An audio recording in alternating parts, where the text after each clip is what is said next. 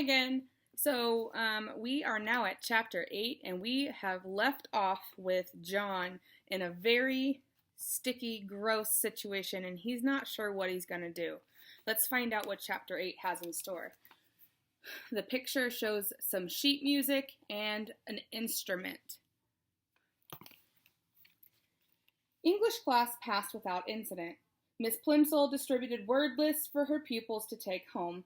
The more words you know, she explained, as always, the more exactly you can think.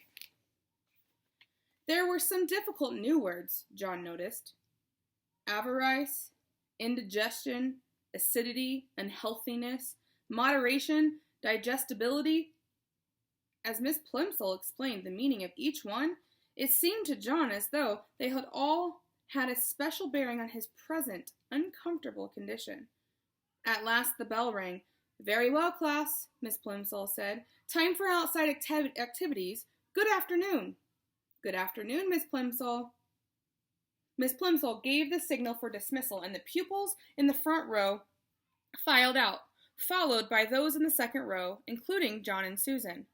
Susan played a violin in the school orchestra, and usually she and John went to the rehearsals in the auditorium together. This time, Susan hurried on ahead of him. John followed very slowly. The members of the orchestra were sitting at their music stands on the auditorium stage when John, carrying his dark blue trumpet case, got to his chair in the brass section. Mrs. Quaver had already begun to explain a difficult passage to the girl who played the flute. "Just after Jay sings, 'Nestling chirps and flee,' she was saying, 'you come in with your trill. Doodle, oodle, oodle, oodle, oo. You see the place on your score? Good. Ah, John," Mrs. Quaver exclaimed, seeing him in his place, "I'm glad you're not absent. As I have just told the others this afternoon, we're having the first joint rehearsal of my arrangement of A Boy's Song by James Hogg. We've been over all the individual parts and all the sections, you will recall. Now it's time to fit the pieces together." John nervously opened his trumpet case, took his shining gold trumpet from its bed of scarlet velvet. Remember, he's got to put it up to his mouth. The beautiful new instrument gave him confidence. He worked the valves nimbly with his fingers, and he looked up at Mrs. Quaver again. "Now, John," she said, "tell me when your little solo begins." "Right after the end of the second verse," John promptly replied. He had practiced his part every evening in the basement at home for the last 2 weeks. He knew every note perfectly. After the line, "That's the way for Billy and me." "Good," Mrs. Quaver said, "and don't forget what I told you, John. This is a happy song. I want you to play ta-ta, ta-ta, ta-ta, ta-ta, simply repeating the rhythm of the voice, and I want you to be light and lively. This is supposed to be a song of a boy who loves romping in the country.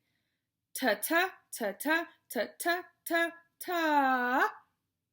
John thought, that shouldn't be too difficult. Even with the whole orchestra listening to him, he had played it over and over again at home, but he would have to try extra hard here. This would be his first solo. Everyone else was depending on him to play it properly. "Right," said Mrs. Quaver brightly. With her baton, she rapped twice sharply on the music stand. Before her, all the musicians brought their instruments into playing position. Susan poised her bow over the strings of her violin. John held his trumpet close to his mouth and wiggled his fingers on the valves. Mrs. Quaver's baton moved from side to side, up and then down. The cymbals clashed and the drums thumped. The pianist brought his fingers down on the ivory keys of the piano. The violinist and cellist made their weeing and whooping sounds. All were in perfect unison. The rehearsal had begun. After the introduction, one of the older boys began to sing. And this is where I pause because Mrs. Harris is not a singer. So I'm going to read it. "Where the pools are bright and deep, where the gray trout lies asleep, up the river and over the lea, that's the way for Billy and me." After the last line of the first verse, John's fellow trumpeter echoed the rhythm of the singer's voice. Ta-ta, ta-ta, ta-ta, ta-ta. Mrs. Quaver smiled approvingly at the successful performance and, with her baton, gave the singer the signal to begin the second verse. where the blackbird sings the latest, and Obie went peep, where the hawthorn blooms the sweetest, where the nestlings chirp and flee.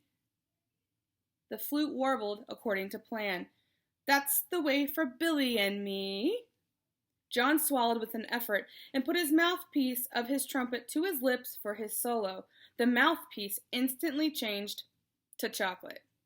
Then almost as fast, the chocolate spread along the instrument, changing all the flashing gold into dull brown. The first note came out fairly true, ta!